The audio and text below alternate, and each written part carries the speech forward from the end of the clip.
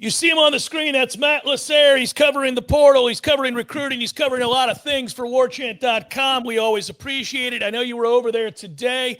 All right, I'm going to ask you big picture stuff, but right away I got to ask you about another offensive lineman recruit that Florida State gets, Matt. I don't know. I mean, it seems to me that they can't add enough offensive linemen. Tell us about this young man, Josh Raymond. I think Florida State sees him as a guard and not a tackle. Is that correct? Yeah, that is what he said yesterday. I was kind of surprised because obviously he's listed as a tackle everywhere. But when you see his size, it kind of makes sense to put him at guard. And he also said he'll play whatever, right? Like he's that kind of guy.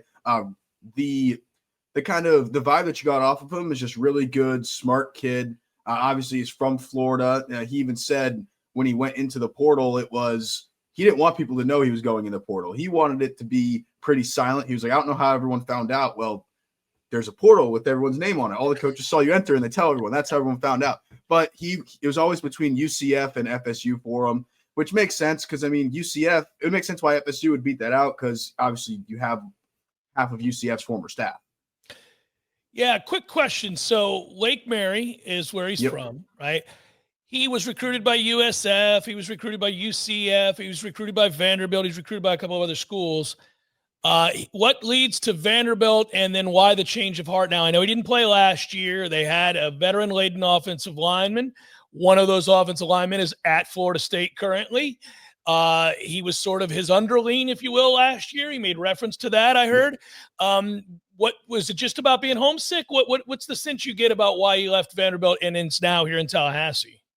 Yeah, I think it had a lot to do with wanting to go back to Florida. I don't know an exact reason, but the fact that when we asked him like what other schools were kind of in the mix, it was very clear that he wanted to be back to Florida. He made that a point to say, he was like, yeah, I love Florida ball and I want to be back home in the state. I've also heard he has some, let's say, romantic connections to a few people at Florida State, which kind of made this little bit of a layup, or should have been pretty easy for them to get. Hey, FSU basketball did it with Alex Steen, so now Florida State's taking advantage of those connections too.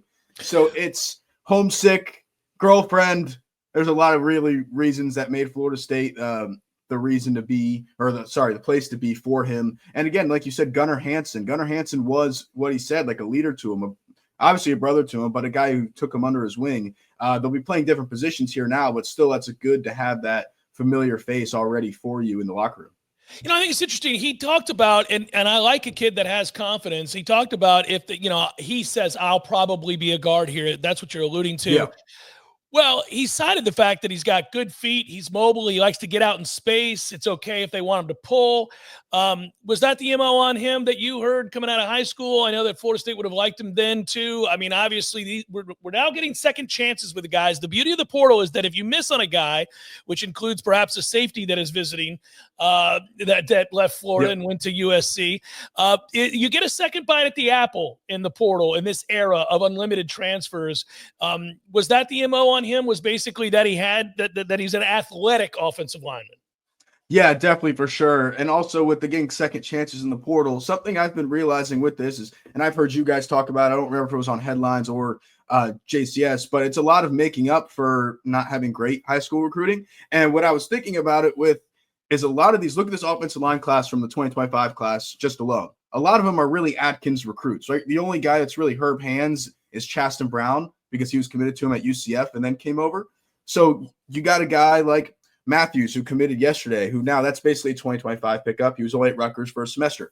And then you have this kid who still has 4 years of eligibility left, redshirted. Again, you can basically call it a 2025 pickup, someone who's going to be there for depth. So I think it's more of Herb Hands now going to have his guys in the offensive line. You know, you don't have many that were Atkins recruits now. You'll still have Lucas Simmons, Jonathan Daniels, and a few other guys. But in the end, the depth here is now turning more into Herb Hands rather than Alex Atkins.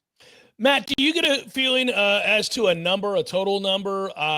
Listen, I think that there's a duality to the conversation that's tough to have for Florida State fans when they look big picture. On the one hand, when you're adding this many guys and you seem to be adding more every day, it tells you they're uncomfortable with the depth or the talent on their roster. Okay, fine. We come to that conclusion. It's not ideal. It means you've whiffed a lot in high school recruiting. All of those things can be true.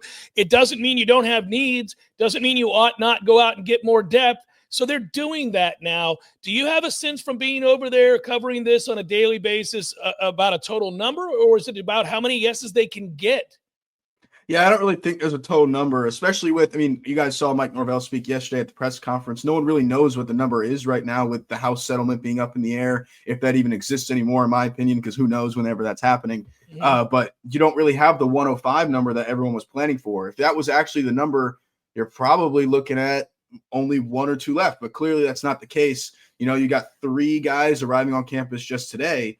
So it's going to make it, again, not a real number, but I agree with you. It's like how many yeses they can get. It's been made clear they want a safety, right? They went after Thomas.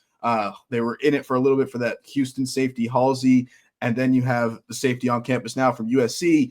That's clearly one they want to get a yes from. Wide receiver is another one. You have that one coming on campus today as well, and Gavin Blackwell. And their running back is one I've seen that again, and they showed it in the December window too, that if you can get one and the one that can be the guy, you're going to get it. I'm someone who's personally like Chroma's really good, and I love Chroma, and that was a huge pickup, but I don't want to put all the eggs in the basket of a freshman who wasn't here for the spring. I understand he's good. He's going to be good, and he's still, by the end of the year, probably going to end up being a starting running back, but it's hard to put all that trust in a freshman. You mentioned a safety. That's Jarvis Boatwright Jr., I do believe. Yes, sir. They recruited him heavily out of high school, like a lot of guys. Yep. They lost out on that recruitment. They ended up, he goes to USC. Now you get a chance to get him again. What do you think the odds are? You feel good about this? Just asking for an opinion here. Yeah, I think I feel pretty good right now. I mean, if you think about it, going down the list, he's really the 3rd safety they've gone after. I would say the number 1 you wanted was Jacoby Thomas, who went in the portal earlier this week. Visited Miami. Doesn't look great right now. You know, you haven't really, I mean, if he shows up today, he shows up today, but I don't think he's showing up today like it was originally planned. So, again, that one's probably you're losing to Miami. Then you go down to A.J. Halsey, who you were in talks with, but didn't really feel like the chance was ever there, right? So now you have Jarvis Boatwright, a young guy you can bring in and can learn the defense. Again, more depth. Probably not what you wanted originally at the safety position. I think you wanted more of a starter caliber guy who could rotate in. Again, that's what Jacoby Thomas, A.J. Halsey probably would have been. But when you get into a guy, you still need to kind of get more depth at that position. Because, you know, Shaheem Brown's good, but he wasn't great last year. Nobody was great last year, right? So it's good to keep adding guys, get whatever you can get, especially a guy who, like we said, wants to come back to Florida, back close to home. I can't remember exactly where he's from, but come home. Being in Southern California is a long ways away. I'm surprised kids still do that. I'm surprised when kids go from Florida to Ohio and don't get, like, cold sickness or whatever. Well, the money's got to be right, Matt. You know that. Yep. Yeah. Oh, yeah. You can pay for extra jackets. I was going to say, you can warm up if the money's right. Yeah. Well, I know you'll be covering this for us in the coming days and weeks, and we always appreciate it, brother. I'll have you back on again real soon. Be well. Thanks for hopping in here. Thank you, guys.